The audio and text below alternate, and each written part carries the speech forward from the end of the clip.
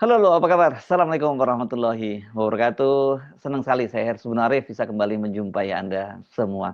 Bagaimana kabarnya? Sehat dan tetap semangat ya. Ya, harus itu ya. Dan yang paling penting jangan lupa terus menjaga akal sehat dan harus bersuara ketika Anda melihat sesuatu penyimpangan di negara ini ya. Apakah baik dilakukan oleh pemerintah maupun dari legislatif, dari aparat penegak hukum dan lain sebagainya. Harus terus speak up. Dan sekarang ini ada kasus baru yang paling banyak sekali disoroti dan banyak dikhawatirkan ini juga jadi semacam apa? Semacam cara orang untuk kemudian melampiaskan kemarahan lagi pada pemerintahan, walaupun yang bikin ini sebenarnya bukan pemerintah ini tapi KPU. Ya, ini berkaitan dengan keputusan KPU untuk merahasiakan atau melarang data-data personal dari presiden dan wakil presiden itu dibuka ke publik. Dan yang paling banyak disoroti itu soal data berkaitan dengan ijazah calon presiden dan calon wakil presiden. Jumlahnya sebenarnya banyak yang nggak diperbolehkan, itu nggak diperbolehkan diakses publik, ditunjukkan pada publik. Ada 16 poin, tapi yang paling banyak disoroti itu soal ijazah. Yang lain-lain sebenarnya juga tidak kalah mencurigakan begitu. Dan soal ini seperti dikatakan oleh kalau istana menyatakan bahwa mereka tidak bisa campur tangan urusan itu karena independensinya KPU. Tapi Komisi 2 ini yang menjadi mitra dari eh, Komisi Pemilihan Umum sudah mulai menegur ini melalui ketua Komisi 2-nya. Ini dia menyatakan bahwa ini menimbulkan tanda tanya mengapa dilakukan setelah proses pelaksanaan pilpresnya berakhir dan kemudian muncul keputusan itu. Ini bahasa lain, ini keputusan ini mencurigakan. Tetapi Ketua KPU RI, Afifuddin membantah bahwa dia itu melindungi seorang atau seorang capres atau seorang calon wakil presiden lah dalam soal ini. Dan memang itu yang sekarang ini banyak dicurigai karena ada kaitannya dengan sekarang ini yang meskipun proses pilpres sudah berakhir, tapi ijazahnya keluarga Jokowi itu masih terus dipersoalkan. Bahkan kalau untuk Pak Jokowi kan dia sudah tidak jadi presiden pun masih terus dipersoalkan. Dan sekarang yang terbaru adalah ijazah Gibran Rakabuming yang sekarang menjadi wakil presiden. Juga dipersoalkan, bukan hanya dipersoalkan dalam opini, tapi ini kan digugat di Pengadilan Negeri Jakarta Pusat. Jadi banyak juga yang curiga, ada apa ini dengan KPU, atau khususnya Ketua KPU, kok cari gara-gara baru ya. Padahal kan situasi di Indonesia itu sekarang relatif belum stabil setelah kemarin huru-hara di pekan terakhir, maksud saya bulan Agustus sampai sekarang ini kan masih belum sepenuhnya reda. Masih ada potensi-potensi besar setiap saat meledak dan itu hanya karena kasus kecil saja. Dan kasus ini kasus soal ijazah yang dirahasiakan dan kemudian dicurigai upaya melindungi Jokowi dan keluarganya ini bisa menjadi kasus baru loh yang membuat publik kembali marah. Dan situasinya sekarang kan sedang tidak baik-baik saja bukan hanya di dalam negeri tapi juga di sekitar kawasan. Kemarin Nepal misalnya yang anak-anak muda Gen Z-nya juga baru ngamuk karena gaya flexing anak pejabat dan keluarganya itu kan juga mirip-mirip yang terjadi di Indonesia. Dan yang terbaru ini, nah yang mirip juga ini di tetangga kita Timur-Timur itu anak mudanya Gen Z-nya juga bentrok dengan aparat kepolisian. Ini karena kalau nggak salah apa ini ya penyebabnya ini kendaraan baru untuk para anggota DPR. Nah kalau ini mirip dengan yang ada di Indonesia, tunjangan anggota DPR. Nah sudah situasinya relatif bisa dikendalikan, walaupun saya sebut tadi tetap ada sekam di bawah ada bara di bawah sekam. Ini ketua KPU kok kemudian membuat aturan baru semacam ini. Ini kan ya jelas bisa memicu konflik baru antara rakyat dan pejabat pemerintahan. Dan soal ini rupanya sebenarnya dipahami dengan serius ini oleh teman-teman di DPR terutama Komisi 2 karena mereka kan sendiri yang belum lama ini baru terkena imbas dari kemarahan publik gitu ya. Setelah sebelumnya anggota Komisi 2 Dede Yusuf yang menyatakan bahwa dia ini kok orang cari kerja aja harus menunjukkan ijazah, ini masa ijazah seorang calon presiden dan calon wakil presiden itu dirahasiakan. Dan memang benar nggak ada yang perlu dirahasiakan. Hal yang sama ini juga disampaikan oleh Ketua Komisi 2 DPR RI Rifki Nizami Karsayuda, ini dari fraksi Partai Nasdem, dia menyoroti terbitnya keputusan KPU nomor 731 tahun 2025 itu yang menetapkan 16 dokumen persyaratan calon presiden dan calon wakil presiden termasuk ijazah sebagai informasi yang dikecualikan dari akses publik itu menimbulkan banyak pertanyaan. Surat keputusan itu ditandatangani oleh Kepala Biro Hukum KPU dan Ketua KPU RI Muhammad Afifuddin pada tanggal 21 Agustus dan itu berlaku selama 5 tahun. Namun tetap dapat dibuka apabila pemilik dokumen memberikan persetujuan. Nah, kemudian Rifki Nizami ini, Ketua Komisi 2, dia bertanya-tanya, kenapa aturan ini waktu penerbitannya keluar setelah tahapan pemilu 2024 selesai? Ya ini apa maksudnya? Dan saya kira orang paham apa yang dimaksud kenapa kok dikeluarkan setelah setelah pelaksanaan pemilu 2024 selesai. Dan kemudian sekarang ini ada kasus ijazah yang berkaitan dengan ijazah Jokowi, mantan Presiden Republik Indonesia. Ini akan jadi kasus yang abadi kelihatannya. Dan yang terbaru tentu saja kasus anaknya Jokowi, yakni Gibran Rakabuming yang sekarang jadi Wakil Presiden. Dia digugat di Pengadilan Negeri Jakarta Pusat, itu nilainya nggak tanggung-tanggung, 125 triliun oleh seorang pengacara, ya karena ijazah SMA dia itu nggak jelas gitu ya. Itu ijazahnya yang katanya diakui itu merupakan lulusan dari Australia, dari UTS kalau nggak salah namanya, itu katanya itu disamakan atau disetarakan dengan ijazah SMK di Indonesia. Tapi belakangan kan kemudian para netizen, kemudian juga aktivis seperti Roy Suryo yang memang selama ini berseteru dengan Joko Widodo itu kan kemudian mengulik-ngulik dan kemudian dia mendapati keanehan-keanehan gitu. Apakah kemudian karena kasus ini kemudian KPU menerbitkan itu gitu ya. Soal ini sempat disampaikan juga oleh Roy Suryo dalam keterangannya pers kemarin ya. Dia mencurigai ada apa ini gitu. Yang paling menarik, ini hal yang baru ya. Saya mendengar kabar gitu, atau bukan mendengar tapi ini sudah ada putusan. Pada beberapa hari yang lalu, tepatnya tanggal 21 Agustus 2025, Komisi Pemilihan Umum itu mengeluarkan sebuah keputusan KPU. Yang ini keputusan ini sangat-sangat tidak masuk akal. Karena keputusan nomor 731 tahun 2025, mereka melakukan perubahan yang penetapan persyaratan untuk pasangan presiden dan wakil presiden itu kemudian dikecualikan, ya, artinya sebagai informasi publik. Artinya ini pelanggaran terhadap Undang-Undang Keterbukaan Informasi Publik nomor 14 tahun 2008. Padahal ini hanya keputusan KPU di bawah undang-undang. Jadi ini pelanggaran hukum yang ada. KPU berusaha lari dari tanggung jawab. Mereka tidak mau support atas data-data presiden dan wakil presiden. Padahal itu yang memang lagi kita kejar sekarang. Dokumen pendaftaran untuk Joko Widodo yang kemudian didaftarkan ke KPU, ya makanya mereka berusaha melindungi ketika data-data itu tidak ada. Jadi makin banyak sekarang kebohongan-kebohongan yang ditampakkan dan tampak sekali mereka melawan dari keputusan-keputusan yang sudah ada di atas ya. Jadi ini sangat tidak bagus dan kita tetap terus mengejar bagaimana adili Jokowi. Benarkah ini upaya KPU untuk melindungi Jokowi dan keluarganya? Soal ini dibantah oleh Ketua KPU Muhammad Afifuddin.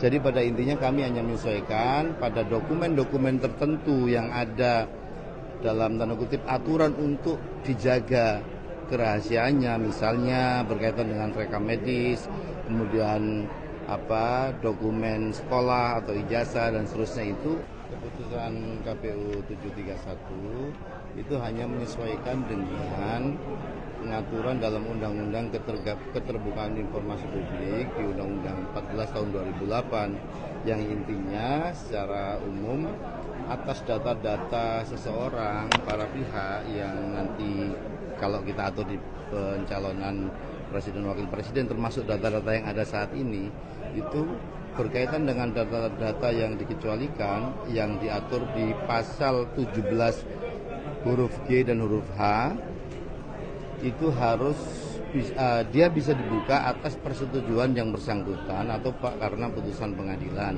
sebagaimana diatur dalam Undang-Undang Keterbukaan Informasi pasal 18 huruf A ayat 2. Jadi pada intinya kami hanya menyesuaikan pada dokumen-dokumen tertentu yang ada dalam tanda kutip aturan untuk dijaga kerahasiaannya, misalnya berkaitan dengan rekam medis, kemudian dokumen sekolah atau ijazah dan seterusnya, itu ya yang bersangkutan yang harus diminta kemudian atau atas putusan pengadilan. Tapi apa sih dasarnya ketika KPU membuat keputusan 731 itu? Menyesuaikan undang-undang keterbukaan informasi publik, gitu ya. Tapi belakangan di media sosial dibilang kalau KPU membuat keputusan 731 ini dan tanda kutip untuk melindungi Presiden Joko Widodo. Tidak ada yang dilindungi karena ini ada uji konsekuensi yang harus kami lakukan ketika ada pihak meminta di PPID kami. Jadi ada informasi-informasi yang lembaga itu kemudian harus mengatur mana yang dikecualikan, mana yang tidak. Nah, berkaitan dengan data itu, ada data-data yang harus atas persetujuan yang bersangkutan dan juga putusan pengadilan, yang itu sudah diatur dalam Undang-Undang Keterbukaan Informasi Publik. Itu berarti termasuk ijazah sama riwayat itu? Iya, kalau riwayat hidup enggak. Kan ada data yang tidak terkait dengan itu. Kalau dalam pencalonan presiden kemarin misalnya visi misi sama daftar riwayat hidup langsung dibuka. Yang hanya berkaitan dengan data yang dikecualikan atau data yang butuh persetujuan yang bersangkutan atau putusan pengadilan untuk dibuka saja.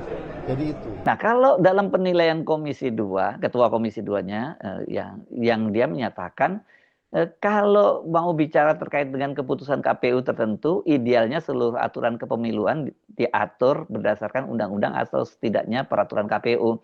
Dan waktunya, kata dia, semestinya dibuat sebelum tahapan pemilu berlangsung. Bukan setelahnya. Dia ini memberikan keterangannya melalui rekaman suara yang pada hari Senin kemarin. Dia menyatakan bahwa dokumen persyaratan untuk menjadi peserta pemilu, baik legislatif, presiden maupun kepala daerah, pada prinsipnya harus terbuka bagi publik. Ya saya kira iya benar dong ya. Bagi orang mereka mau dipilih oleh publik dan kemudian publik tidak punya data sama sekali, data tentang dia. Ini kan seperti kita beli kucing dalam karung. Dan itu pun diatur dengan Undang-Undang Nomor 14 tahun 2008 tentang keterbukaan informasi publik. Jadi dokumen persyaratan pencalonan bukan merupakan rahasia negara dan tidak mengganggu privasi seseorang. Justru sebagai bagian dari transparansi dan akuntabilitas pemilu, dokumen itu seharusnya bisa diakses publik. Sayudadi juga mengingatkan bahwa selama ini sejumlah situs kepemiluan justru telah membuka akses luas terhadap dokumen calon anggota legislatif, termasuk misi-misi, surat keterangan catatan kepolisian, hingga ijazah. Karena itu dia minta KPU memberikan klarifikasi terbuka agar keputusan tersebut tidak menimbulkan polemik di tengah masyarakat. Publik saat ini sangat membutuhkan transparansi dan akuntabilitas dari semua lembaga negara, terlebih lembaga demokrasi yang mengurus pemilu. Jangan sampai keputusan ini menimbulkan simpang siur dan mengurangi kepercayaan masyarakat terhadap pemilu. Ya, ini kan Komisi 2 punya kewenangan dong untuk memanggil ya KPU ini. Saya kira segera dipanggil saja, kemudian diminta klarifikasinya dan dijelaskan apa dasarnya. Karena kalau kita menyimak pernyataan dari Wakil Menteri Sekretaris Negara Yuri Ardiantoro, dia ini kan pernah juga menjadi anggota KPU, bahkan itu mulai dari KPU di DKI Jakarta. Ini KPU sebagai lembaga independen. Jadi ya pemerintah nggak bisa campur tangan soal itu. Nah, untuk urusan begini-begini pemerintah nggak campur tangan ya. Tapi kalau untuk pada waktu pelaksanaan pemilu di belakang layar, ya kita sama-sama tahu lah bagaimana peran dari kekuasaan, apalagi di eranya Jokowi kemarin ya. Kita sama tahu lah apa yang terjadi gitu, sehingga banyak orang kemudian kan tidak punya kepercayaan yang cukup tinggi, bahkan curiga KPU itu bagian dari tim pemenangan yang di calon-calon yang diusung oleh pemerintah. Oke, tapi secara formal memang begitu ya. Aturan kenegaraan nggak boleh mengintervensi. Tapi yang perlu diingat oleh pemerintah bahwa ini bisa jadi yang saya sebut tadi menjadi isu yang sensitif. Ini bisa jadi semacam bensin baru untuk membakar kemarahan publik, dan harusnya itu kan nggak boleh terjadi. Apalagi kalau betul itu hanya karena ingin melindungi keluarga Jokowi dan dalam hal ini tentu saja ijazah Jokowi dan Gibran yang sedang dipersoalkan. Ya jangan salahkan publik kalau kemudian menafsirkan seperti itu. Kenapa? Karena ya tadi, apa urusannya ini proses pemilu sudah selesai, tiba-tiba muncul larangan ini gitu. Dan siapa yang butuh dan perlu mengakses ijazah kedua orang ini, Jokowi dan Gibran? Ya pasti mereka-mereka yang sekarang ini sedang bersengketa dengan Jokowi maupun Gibran. Karena Jokowi sendiri juga masih terus digugat di pengadilan. Yang terbaru ada 2 orang alumni UGM juga mengajukan gugatan di pengadilan. Dan Gibran itu juga sedang digugat di Pengadilan Negeri Jakarta Pusat. Nah kalau sudah seperti ini, apa urusannya dengan KPU? Kan nggak ada urusannya dengan penyelenggaraan pemilu. Kenapa kok kemudian tiba-tiba muncul aturan semacam itu? Ini kan dengan dia menerbitkan semacam itu, aturan semacam itu bisa menjadi dasar nanti menjadi argumen, menjadi hujah, basis argumentasi dari Jokowi dan pengacaranya untuk menyatakan bahwa mereka itu berpegang pada aturan KPU RI bahwa ijazah mereka itu tidak bisa ditunjukkan kepada publik. Kan bisa jadi seperti itu. Ya, kalau itu orang yang nggak salah kalau kemudian berarti ada dong konspirasi antara KPU dengan Joko Widodo. Karena mereka ini bagaimanapun para komisioner KPU yang sekarang ini kan mereka dipilih di eranya Presiden Joko Widodo. Dan berarti kan bisa aja sama seperti KPK dicurigai ya orang-orang yang ada di KPU sekarang ini adalah orang-orang yang disiapkan oleh Joko Widodo. Pertama waktu itu untuk bagian pemenangan pemilu ketika anaknya maju Pilpres, yakni Gibran Rakabuming, karena juga banyak persoalan kan pada waktu itu sampai dilaporkan juga ke Dewan Pengawas Pemilu dan kemudian setelah itu sekarang ternyata mereka masih bekerja untuk keluarga Solo dengan menerbitkan aturan ini. Jadi mau dijelaskan dari cara manapun kita agak sulit menerima ya, kecuali bahwa ya ini bagian dari upaya melindungi itu meskipun sudah dibantah oleh Afifuddin.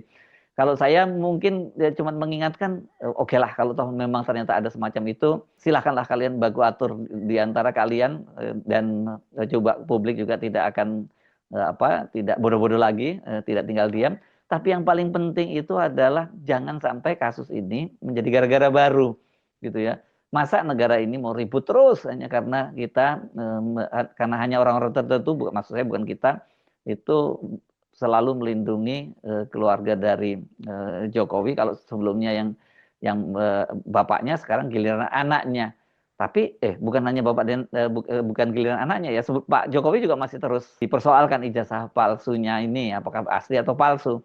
Tapi sekali lagi memang agak sulit saya kira buat KPU untuk menjelaskan secara akal sehat gitu mengapa ijazah seorang calon presiden dan calon wakil presiden itu harus dirahasiakan, tidak boleh diakses oleh publik. Karena kan bagaimanapun juga namanya orang itu kalau menjadi calon presiden dan calon wakil presiden, ya dia harus ditelanjangi di depan publik. Publik harus tahu bahwa seperti apa sih calon yang akan mereka pilih dan kemudian didukung oleh dokumen-dokumen. Mungkin ada beberapa dokumen yang bisa dikecualikan seperti KTP, seperti kemudian akte lahir, saya kira nggak bermasalah ya. Karena KTP ini mungkin berkaitan dengan nanti judol dan pinjol dan sebagainya. Sekarang banyak disalahgunakan. Mungkin kita bisa pahami. Tapi kalau ijazah, kemudian juga apalagi waktu itu ya laporan harta kekayaan calon presiden dan calon wakil presiden itu juga dirahasiakan, menurut saya ini agak aneh. Karena LHKPN itu kan sekarang berada di KPK dan publik dengan mudah mengakses itu. Karena memang itu akses yang terbuka. Apakah dengan keputusan itu nanti kemudian KPK juga mengambil langkah yang sama karena mengikuti aturan di KPU? Nah ini kan makin kacau situasinya. Bagaimana kita mau mempertanggungjawabkan semua akuntabilitas, transparansi seorang calon presiden dan calon wakil presiden, dan ini nanti mesti akan merambat ke bawah, yakni ke calon gubernur, calon anggota DPR RI, calon wali kota dan bupati. Semua nantinya kita tidak punya dapat akses apapun. Jadi sekali lagi kita pertama ini akan menjadikan publik itu memilih seorang kandidatnya seperti memilih kucing dalam karung. Yang kedua ini yang lebih serius, ya ini berkaitan dengan adanya konspirasi lah gitu. Ada upaya dari KPUD itu melindungi keluarga Jokowi. Dan ini kan sudah mulai masuk ke ranah hukum karena kasus itu sekarang kasus soal ijazah palsu Joko Widodo dan juga ijazahnya Gibran, keabsahan ijazah Gibran itu sekarang sedang bergulir di pengadilan. Dan kenapa ketika sidang sedang bergulir tiba-tiba terbit aturan semacam ini, karena ini terbitnya kan tanggal 21 Agustus tahun 2025. Nggak ada urgensinya sama sekali KPU RI menerbitkan aturan semacam itu, kecuali ya mereka ingin melindungi dan ya, ini main-main, ini ada konspirasi politik tingkat tinggi yang harusnya tidak terus-menerus dilakukan oleh KPU. Saya Subhan Arif, sampai jumpa lagi. Wassalamualaikum warahmatullahi wabarakatuh.